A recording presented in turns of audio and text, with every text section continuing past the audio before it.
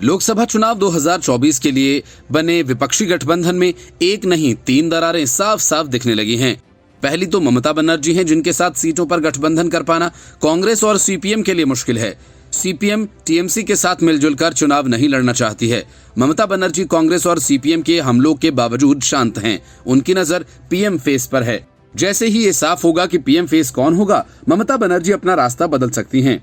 दूसरी तरफ अरविंद केजरीवाल हैं, जो दिल्ली और पंजाब में अपने हिसाब से कांग्रेस को सीटें देना चाहते हैं, लेकिन कांग्रेस की पंजाब और दिल्ली इकाई इसके लिए तैयार नहीं है। उसे केजरीवाल के साथ गठबंधन मंजूर ही नहीं है। दिल्ली के नेताओं के साथ राहुल और खड़गे की मीटिंग के बाद जिस तरह से कांग्रेस और आम आदमी पार्टी के बीच तनातनी बढ़ी, वह गठबंधन के लिए शुभ संकेत नहीं है। तीसरे शरद पवार हैं, जिनके बार बार सफाई देने के बावजूद उद्धव ठाकरे और कांग्रेस को भरोसा ही नहीं हो रहा कि पवार कब गच्चा दे जाएं।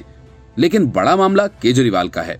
अगर कांग्रेस के साथ गठबंधन नहीं हुआ तो आम आदमी पार्टी विधानसभा चुनावों में कांग्रेस को चोट पहुंचा सकती है। 2 राज्यों क्रमशः छत्तीसगढ़ और राजस्थान में जहां कांग्रेस की सरकार है, तो मध्य प्रदेश में भारतीय जनता पार्टी की। इसके अलावा लोकसभा चुनाव के वक्त दिल्ली, गुजरात, हिमाचल, हरियाणा और पंजाब में भी असर पड़ने के आसार हैं। लोकसभा चुनाव के नजरिए से देखें तो कुल 8 राज्यों पर असर पड़ सकता है, जिसमें मध्य प्रदेश, राजस्थान, छत्तीसगढ़, गुजरात, हिमाचल, हरियाणा, पंजाब और दिल्ली मुख्य हैं। दिल्ली में हुई बैठक के बाद कांग्रेस और आम आदमी पार्टी के नेताओं के बयान से तनातनी दिखी। हालांकि अभी तक कांग्रेस की ओर से गठबंधन पर कोई आखिरी फैसला नहीं हुआ, लेकिन बयानों से राजनीति गर्म हो गई है। इस साल के अंत में छत्तीसगढ़, राजस्थान और मध्य प्रदेश में विधानसभा के चुनाव प्रस्तावित हैं। इन तीनों ही राज्यों में मूलतः लड़ाई कांग्रेस बनाम भारतीय जनता पार्टी रही है, लेकिन कुछ सालों में आम आदमी पार्टी ने भी संगठनात्मक स्तर पर अपनी मौजूदगी मजबूत तरीके से दर्ज कराई है। छत्तीसगढ़ और राजस्थान में जहां पार्टी ने अपने नेताओं को तैनात किया, वहीं मध्य प्रदेश में स्थानीय निकाय चुनाव में पार्टी ने कुछ सीटों पर जीत भी हासिल की।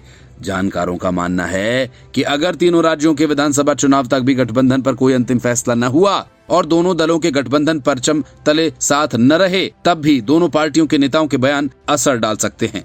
तीनों ही राज्यों में आम आदमी पार्टी चुनाव लड़ने का ऐलान कर चुकी है। अगर दोनों दलों के बीच गठबंधन को लेकर तस्वीर साफ नहीं हुई तो लोकसभा चुनाव से पहले ही इन तीनों राज्यों में विधानसभा चुनाव में ही विपक्षी गठबंधन के दल एक दूसरे के आमने सामने होंगे।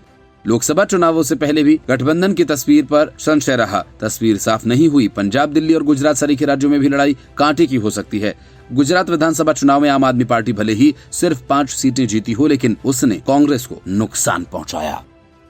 The Report, News of India।